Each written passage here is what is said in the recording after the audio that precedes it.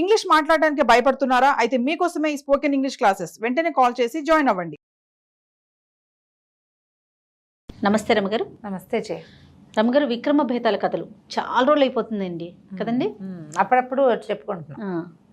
ఒకటి పట్టువదలని విక్రమార్కుడు మళ్ళీ లోపలికి నడిచాడు, శ్మశానం లోపలికి. చెట్టెక్కాడు, ఆ కళేబరాన్ని భుజం మీద వేసుకున్నాడు. నడిచి వెళ్తుంటే కళేబరాన్ని ఆశ్రయించుకుని ఉన్న భేతాళుడు విక్రమార్క చక్రవర్తికి ఒక కథ చెప్తానన్నాడు. మార్గాయాసం తెలియకుండా కథ చెప్తాను, నీ ఓపిక్కి నా జోహార్లు అని ఒక కథ చెప్తున్నాడు. పూర్వం ఉజ్జయిని నగరంలో శౌనకుడు మౌద్గల్యుడు అని ఇద్దరు స్నేహితులు ఉండేవాళ్ళు. వీళ్ళు ప్రగాఢమైన స్నేహితులు, చిన్నప్పటి నుంచి కలిసే ఉన్నారు. పక్కపక్క ఇళ్లలో పుట్టి పెరిగారు, కలిసి విద్యాభ్యాసం చేశారు, కలిసి ప్రభుత్వోద్యోగం చేశారు. ఎంతకాలమో కలుసున్నారు, ఎక్కడికి వెళ్ళినా కలిసే వెళ్ళేవాళ్ళు. అలాంటి ఫ్రెండ్స్ మనం చాలామందిని చూస్తాం, మంచి స్నేహితులు. అయితే కొంచెం పెద్దవాళ్ళు అయ్యాక, ఇంచుమించు మనవలు పుడుతూ ఉండగా, పిల్లలు పెద్దవాళ్ళు అయిపోయి వాళ్ళ పిల్లల వివాహాలప్పటికీ, అయినా అది నడివయసే, మరీ వృద్ధాప్యం కాదు. మౌద్గల్యుడు హఠాత్తుగా మరణించాడు. ఓహో. ఈ శౌనకుడు చాలా బాధపడ్డాడు. అసలు అతని మృతకళేబరం మీద నుంచి శౌనకుడిని బయటికి తీలేపోయారు. తన స్నేహితుడు తను వదిలి వెళ్ళిపోతున్నాడని అస్సలు తట్టుకోలేకపోయాడు. ఆయన ఓదార్చడం ఎవరి వల్ల కాలేదు. ఓకే. చాలా దిగులు పడ్డాడు. మౌద్గల్యుడిని తీసుకెళ్ళిపోయారు. ఇంకేముంది, శరీరం పాతం తర్వాత జరగవలసిన క్రియలన్నీ యథావిధిగా జరిగిపోతాయి. అయితే ఒకనాటి రాత్రి ఈయన అలా దిగులు పడ్డాడు. ఇక సంసారం ఉంది, ఉద్యోగం ఉంది, పిల్ల చెల్ల అన్నీ ఉన్నాయి, వ్యాపారం, వీళ్ళ వ్యవహారాలు అన్నీ ఉన్నాయి. దుఃఖంతో అలా వెళ్ళదీస్తున్నాడు. ఒకరోజు రాత్రి ఆయనకి కల వచ్చింది. మౌద్గల్యుడు కనపడ్డాడు. కల్లో కనపడి ఏం చెప్పాడంటే, ఓ మిత్రుడా, ఏమిట్రా ఇంత దూరం వెళ్ళిపోయావు, ఎక్కడికో వెళ్ళిపోయావు, నాకు నువ్వు కనపడకుండా అయిపోయావని నేను దుఃఖిస్తే, అది కాదు, నేను ఇప్పుడు నరకంలో ఉన్నాను, నరకంలో ఒక పెద్ద పదవి ఇచ్చారు మనకి, మరి నువ్వు ఎప్పుడు కావాలంటే అప్పుడు మనం కలుసుకోవచ్చు. ఓకే. రోజు రాత్రి పడుకునేటప్పుడు ఈ మంత్రం చదువుకో. ఆ మంత్రం చదివితే నువ్వు నరకానికి వచ్చేస్తావు, మన ఇద్దరం కలిసి ఇక్కడ స్పెండ్ చేయొచ్చు అని చెప్పాడు. బాగుంది, పనక్కడ వస్తే బాగుండు. తెల్లారేసరికల్లా మెలకు వచ్చేసింది. ఓకే. ఈయనకు ఆశ్చర్యంగా ఉంది. మౌద్గల్యుడు స్వయంగా వచ్చి చెప్పినట్టుంది. ఆ మంత్రం కూడా గుర్తుంది చిత్రంగా. అదేమిటో చూద్దామని ఆ మంత్రం చదివాడు. చదివేసరికల్లా నిజంగానే ఇతని శరీరం ఇక్కడ ఉండిపోయింది. శౌనకుడు నరకానికి వెళ్ళిపోయాడు. మౌద్గల్యుడు దగ్గరికి వెళ్ళిపోయాడు. ఇద్దరు కావలించుకున్నారు. చాలా స్నేహంగా ఆ ఖబరు ఈ ఖబరు చెప్పుకున్నారు. ఉన్నాడు. బాగుంది కదా. అప్పటి నుంచి రోజు రాత్రిపూట పెద్దవాడు అయ్యాడు కదా, పడుకునేటప్పుడు అది చదువుకునేవాడు. శరీరం ఇక్కడే ఉండేది, నిద్రపోతున్నాడు అనుకునేవాడు. ఈయన ఆత్మ మాత్రం వెళ్ళిపోయేది నరకానికి. అది నరకానికి రోజు చదువుకునేవాడు. ప్రతిరోజు నరక ద్వారాల దగ్గరికి వెళ్ళిపోయి మౌద్గల్యుడు శౌనకుడు ఇద్దరు చక్కగా స్నేహంగా కబుర్లు చెప్పుకుంటూ ఇవి భూలోకంలో వింతలు విశేషాలు శౌనకుడు చెప్పేవాడు. ఏం జరిగినాయి, ఏమిటి రాజ్యంలో ఎలా ఉంది పరిస్థితి, ఎవరు మరణించారు, ఎవరు వెళ్ళారు, ఎవరు ఉన్నారు, తను వెళ్ళిన గుడి గోపురం, తను ఇక్కడ చూసినవి చెప్పేవాడు. మౌద్గల్యుడు నరకంలో విశేషాలు ఏమైనా కొన్ని చెప్తూ ఉండేవాడు, కబుర్లు. ఇలా రోజులు గడిచినాయి. రోజు వెళ్ళిపోవటం అలవాటైపోయింది. ఈ మౌద్గల్యుడు మరణించే నాటికి శౌనకుడు కుమారుడికి వివాహం అయ్యి అతని భార్య గర్భవతి. ఓహో. తర్వాత ఒక కుమారుడు పుట్టాడు.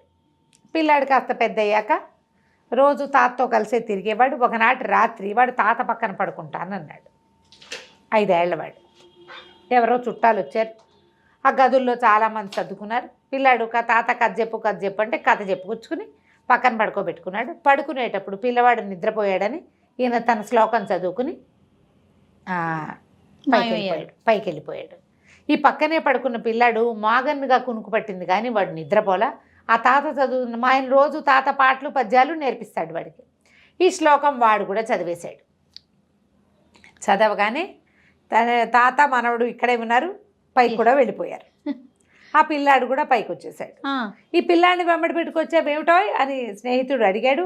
అయ్యో నాకు తెలీదు వీడు ఎటా వచ్చాడో అంటుండగానే ఆ పిల్లాడు తన ఈడు పిల్లలు ఎవరో కనబడితే ఎగురుకుంటూ ఆటకి వాళ్ళతో పాటు వెళ్ళిపోయాడు.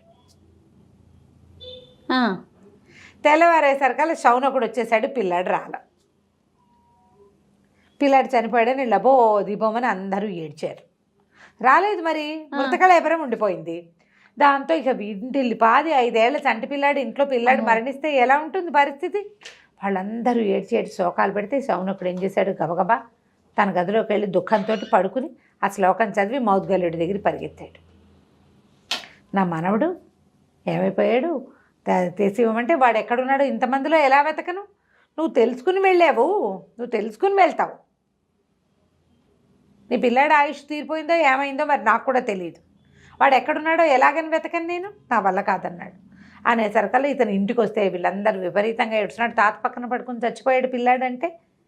అయ్యతో కోడలు దుఃఖం, ఆ అమ్మాయి మళ్ళీ గర్భవతి, నిండు గర్భం, పిల్లాడు చనిపోయిన దుఃఖం తట్టుకోలేకుండా ఉంది. ఈయన భార్య తట్టుకోలేదు. అంతా ఏడుపులు గందరగోళం మొత్తుకోళ్ళుగా ఉంది. ఈయన మళ్ళీ మౌద్గల్యుడి దగ్గరికి వెళ్ళాడు మంత్రం చదువుకుని. నా మనవడిని నాకు ఎట్లాగైనా దక్కించంటే, సరే ఉండు చిత్రగుప్తుడి దగ్గర చూద్దాం అని చెప్పి చిత్రగుప్తుడి దగ్గరికి వెళ్ళారు. వెళ్తే ఈ పిల్లాడు ఇంకో చోట పంది పిల్లగా పుట్టేయబోతున్నాడు. అప్పుడు చిత్రగుప్తుడు చెప్పాడు ఈ విషయం.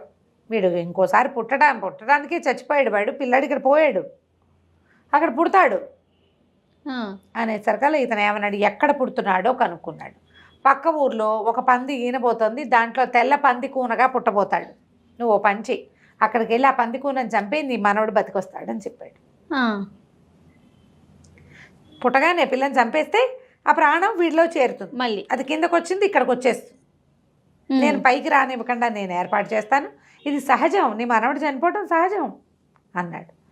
అనేసరికల్లా సరే ఇతను ఏం చేశాడు, శౌనకుడు దిగొచ్చేసి పిల్లవాడు బతికొస్తాడు, మీరు భయపడవద్దు, ఏమీ చేయొద్దు, పిల్లాడి శరీరాన్ని ఖననం చేయబోకండి, ఈ రాత్రికి ఉంచుదాం, రేపు తెల్లవారేసరికి పిల్లవాడు లేస్తాడు, నాకు నమ్మకం ఉందని చెప్పాడు. చెప్పేసరికల్లా ఇంటిల్లి పాది ఏమనుకున్నారు, తాతే ఖననం చేయవలసిన వాడు ఇట్లా చెప్తున్నాడని పిల్లాడి డెడ్ బాడీని ఇంట్లోనే అట్ట పెట్టుకున్నారు. చుట్టుపక్కల వాళ్ళు ఏమైనా అన్నా వాళ్ళు వినిపించుకోవాలి, మేము బతుకుతాడని నమ్ముతున్నాము అని చెప్పారు. మర్నాడు తెల్లవారుగానే శౌనకుడు బయలుదేరి పక్క ఊరికి బయలుదేరి వెళ్ళాడు. వెళ్తే ఆ పక్క ఊర్లో ఒక యానాది వాడి వాకిట్లో పందులు ఈనడానికి సిద్ధంగా ఉన్న ఒక పందిని చూశాడు. చూస్తే వాడికి ఏం చెప్పాడు, డబ్బులు ఇచ్చి అరే పంది పిల్ల ఒక పిల్ల కావాలి నాకు అంటే సరేనన్నాడు. వాళ్ళకి ఏముంది ఇచ్చేస్తారు, సరేనన్నాడు. పంది ఈనింది, దానికి ఒక తెల్ల పంది, అన్ని నల్లగా ఉంటే ఒకటి మాత్రం తెల్ల పంది ఉంది. ఈయన తెల్ల పంది పిల్లని తెచ్చుకున్నాడు. ఆ పంది పిల్లని కాస్త చంపేశాడు. చంపేయంగానే ఇక్కడ మనవడు లేచుకొచ్చున్నాడు. బాబా ఓకే. అమృత కళేబరాన్ని అక్కడ పారేసి ఈయన తన ఇంటికి పక్క ఊరు నుంచి నడిచి వచ్చేసాడు. పిల్లాడు లేచేసాడు. వాడికి ఏం గుర్తులేదు, జరిగింది ఏమీ గుర్తులేదు. వాడు అప్పుడే తాత చదువుతూ ఉండగా వాడు చదివాడు కాబట్టి ఆ శ్లోకం వాడికి వచ్చింది, కానీ వాడికి ఆ శ్లోకం కూడా పెద్దగా గుర్తులేదు.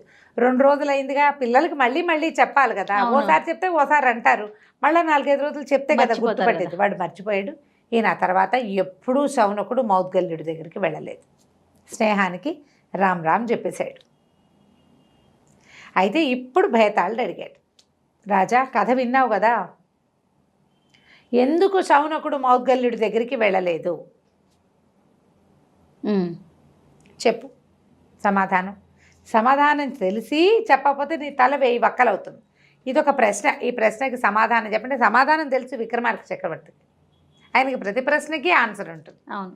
ఏం చెప్పాడంటే, తన స్నేహితుడుగా ఉన్న మౌద్గల్యుడు కింద ఉన్నప్పుడు స్నేహితుడు, వీళ్ళిద్దరికీ ఒకే రకమైన స్పందన ఉండేది.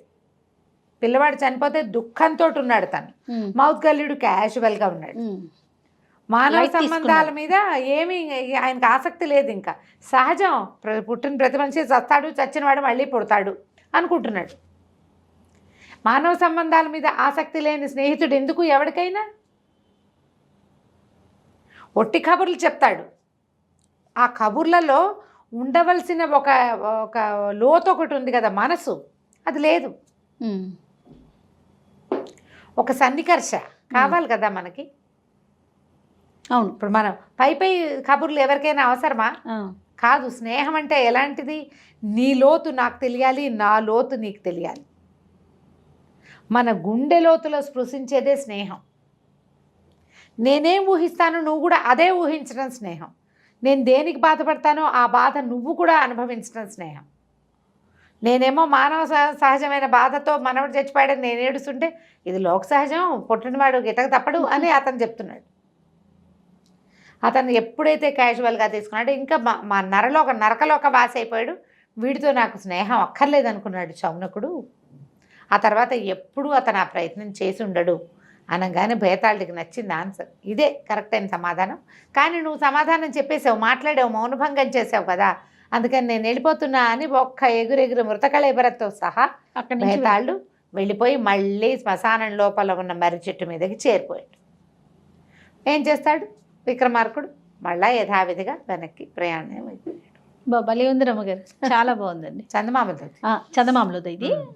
ఓకే అండి, నమస్తే రమ్మగారు. నమస్తే.